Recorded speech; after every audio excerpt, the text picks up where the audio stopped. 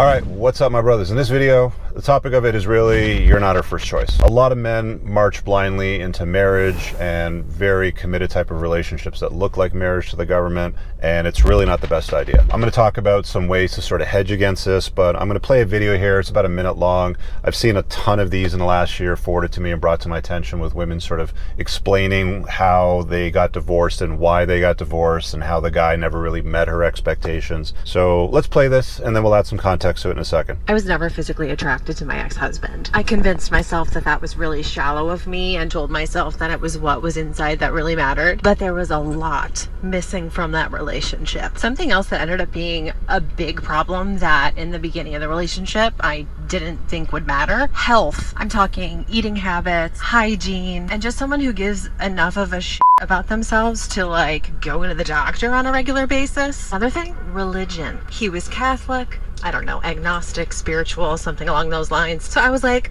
it's fine.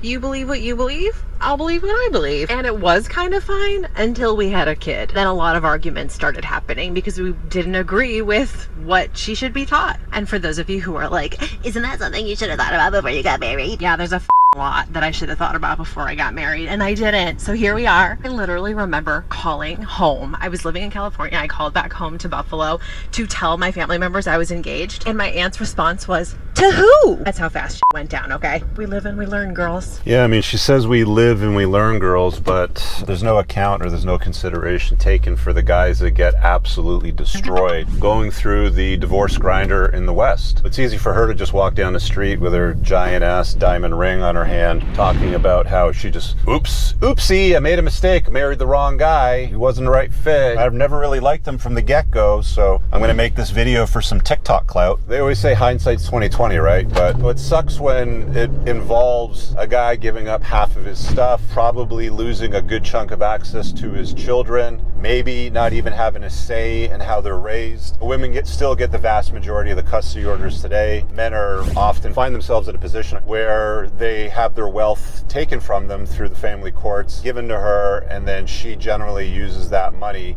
to alienate him further from his own prodigy, his own offspring, which is sad. And like, women will sort of like rationalize it in their heads, like, oopsie, made a mistake, married the wrong guy. But the first thing that she said right off the bat was, I was never physically attracted to my husband. Why did you marry him then? Why did you say I do? And that's a legit question. Like, if ladies, I mean, if you're not attracted to the guy, the only reason why you're saying I do, and it's not because you think things are going to improve later on the road. You're a full-grown ass adult. You know you're not going to become more attracted to somebody as time goes on. You're either hot to trot or you're just like not. There's really only three categories of guys that women will date. And you know, the first one is they've got genuine burning desire, as I talk about in my book, The Unplugged Alpha, where they'll basically do anything, like literally anything. It's not that they'll say yes to everything. They'll basically say yes, daddy, to anything. Like, that's how enthusiastic they are about you. And then there's the guys that they're just like, maybe I'll kind of grow to like him. I don't really like him. You know, why can't I find a guy that I like that's going to propose to me who looks like Chad or any of the other guys that they were interested in the past? But the guy's kind of good enough looking for them.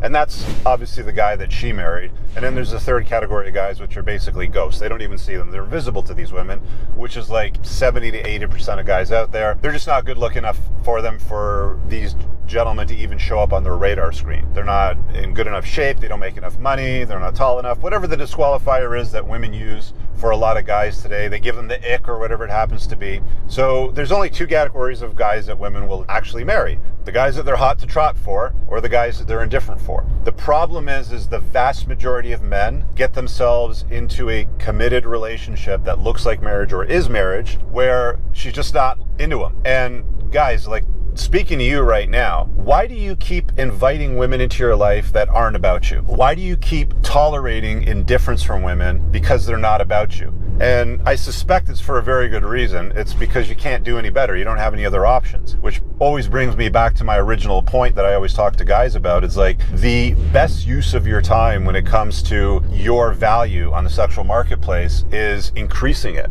making yourself more attractive, making yourself more valuable. The more valuable you are in the sexual marketplace, the more competent you are, the more resourceful you are, the more money you can make, the more handsome you are, the more socially influential you are, blah, blah, blah. Like all these things that I talk about on my book, The 7 Spokes of a High Value Man, the more of those that you are, the more spoiled for choice you are. And you're going to have women competing for your proposal. You're going to have women that be like, where's this going? I'd like to have a family one day. It would be kind of cool if we could have kids, sort of thing. But it's not just one chick. It's going to be several of them that will be pining for your attention. That's what you want. I mean, look, I'm not about marriage. Marriage is about the dumbest thing that you can do as a guy if you live in the West. There's an entire chapter of my book that I titled Why Smart Men Don't Marry. I'll put a card up on the top right for a relevant video that you can sort of dig down a rabbit hole on why marriage is really stupid if you're newer to my channel. But if you're going to do something like invite a woman into your life on a permanent basis so that it looks like marriage, then you should be very, very careful about the kind of chick that you invite into your life to live in a way that looks like marriage to the government, because otherwise you could end up in a situation like this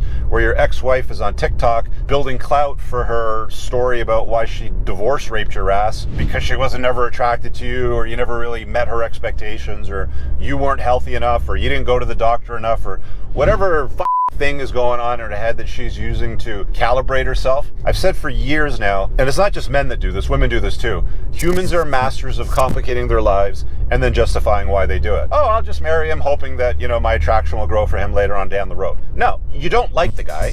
You don't like him enough to be enthusiastic about him. You're just indifferent about him, but you think that just by saying yes at that time, things are going to fix themselves. Lady, you're straight out of options. You're probably into your 30s. You're starting to realize that your friends are getting married, they're settling down, they're having kids. Your biological clock is like whispering in your ear, hey, where are the babies? It's about time. You're running out of eggs, sort of thing. And then what usually typically happens in scenarios like that is these gals that are sort of like running out of options, they'll just say yes to a good enough guy. Never, ever, ever, ever, ever, guys, be the good enough guy. Like I said earlier, you want genuine burning desire or nothing. You're better off staying single and not getting married, or living in a way that looks like marriage anyway, which is like common law style type of relationships. You're better off not getting involved on an intimate level with a woman that isn't about you. Because this is the kind of shit that happens. Like, there's a cottage industry of women now going on social media and TikTok and Instagram, making reels like this, talking about how, oopsie, I screwed up with my marriage. I'm going to go find the next guy and fix things, or I'll get better. And it's like, lady, if you couldn't get it at like 32 or 33, what makes you think you're going to do better than what you got at that age at around 40 or something like that, when it's 7 years down the road, you're completely out of eggs, you're now older, your sexual marketplace value is lower, you're now a single mom. Oh, look, it's Becky on the dating app. Surprise, surprise. One of thousands out there that are all saying the same thing. I'm looking for my person. I'm not looking for hookups anymore. I'm looking to settle down. I want to get married. I want to find the right guy for me, sort of thing. And it's like, guys, I'm telling you, fellas, stay away from women that aren't about you. And ladies, if you're not about the guy, do him a solid and just say no. Just say no. You're straight out of options, and you know that it's a bad choice, and you're definitely not going to grow to like him anymore. You're definitely not going to be hot to trot for him 5 or 10 years down the road. You knew out of the gates you weren't about the guy, and you said yes, and you married him anyway, and you took half his shit and you alienate him from the kids. And that's just not cool. So for the guys out there, if you want some actionable advice, play this video over again and send it to somebody that needs to see it. But more importantly, pinned in the top comment below, there's a link to my School of Unplugging. It's less than $50 a month. You get a very robust set of unlisted videos that I've never published on YouTube before, which explain everything you need to know about things like vetting women, building genuine burning desire, creating life-changing wealth, improving your health. And there's weekly Zoom calls with me and an entire team of experts in every category that you can think of. Check that out. We'll see you guys later. Peace. I don't ever slow up, no I don't take shit. I got no love for the fakeness. If you wanna play tough,